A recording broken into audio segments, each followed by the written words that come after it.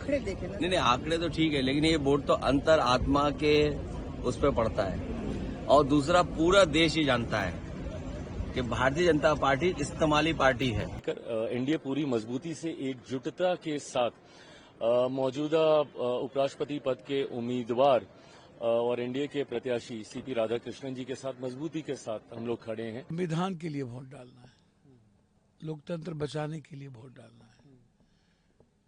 आंकड़े तो ठीक है, लेकिन ये वोट तो अंतर आत्मा के उस पर पड़ता है। और दूसरा, पूरा देश ही जानता है कि भारतीय जनता पार्टी इस्तेमाली पार्टी है।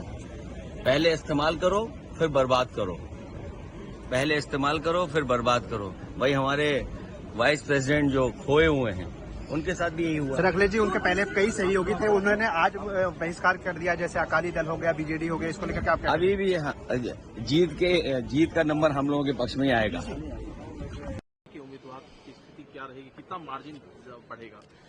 देखिए, इसमें तो कहीं कोई शंका है ही नहीं उनकी जीत को लेकर। एनडीए पूरी मजबूती से एकजुटता के साथ मौजूदा उपराष्ट्रपति पद के उम्मीदवार और एनडीए के प्रत्याशी सीपी राधाकृष्णन जी के साथ मजबूती के साथ हम लोग खड़े हैं।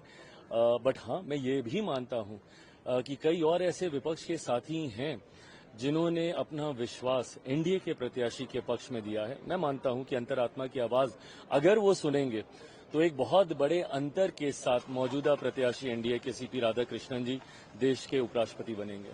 सर, इस चुनाव के बाद बड़ा चुनाव बिहार का है, 2 महीने के अंदर ही वो भी चुनाव होना है। क्या एनडीए वहां पर पूरी तरह से इंटैक्ट है और मजबूत है? पूरी मजबूती के साथ, एकजुटता के साथ एनडीए आगामी बिहार चुनाव के लिए तैयारी कर रही है। हमारे राज्य इकाई को अगर आप देखें तो पांचों दल के हमारे प्रदेश अध्यक्ष, पांचों दल के हमारे नेता एक साथ हम लोग चुनाव प्रचार में उतर चुके हैं और मैं मानता हूं कि इस बार ऑल टाइम हाई के साथ हम लोग बिहार में सरकार बनाएंगे। सर, कब तक सीटों का बंटवारा होने की संभावना है? जल्द हो जाएगा। मुझे लगता है उपराष्ट्रपति जी के चुनाव को लेकर थोड़ी सी व्यस्तताएं थी, पर आज ये भी चुनाव संपन्न हो जाएगा और इसके बाद अब इसी ओर ध्यान केंद्रित होगा कि जल्द सीटों का बंटवारा और चयन हो जाए। होने वाले हैं, भारतीय जनता पार्टी ने सभी सांसदों को ट्रेन किया और आज यूनियन मिनिस्टर्स के घर पे पहले ब्रेकफास्ट हुआ, उसके बाद अब वोटिंग के लिए सब लोग पहुंचेंगे। क्या उम्मीदें हैं सर? भैया, लोकतंत्र को यदि बचाना है ना और संविधान की रक्षा करना है तो आपको एक ही याद रखना पड़ेगा कि हमें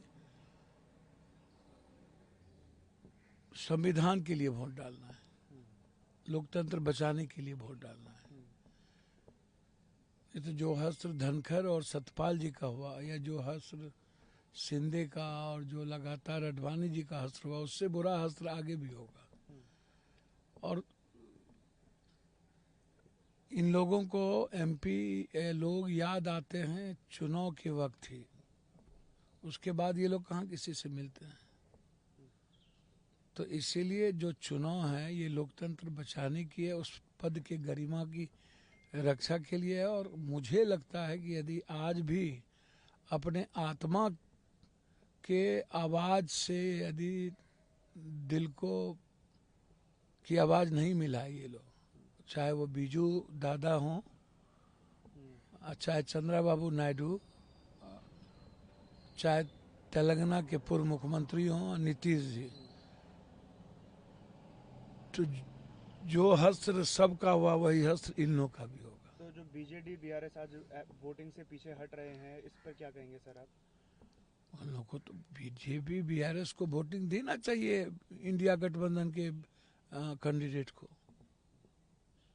कुछ क्रॉस वोटिंग से क्या भाजपा को फायदा हो सकता है? क्रॉस वोटिंग के चांसेस लग रहे हैं सर? भाजपा कुछ भी करती है,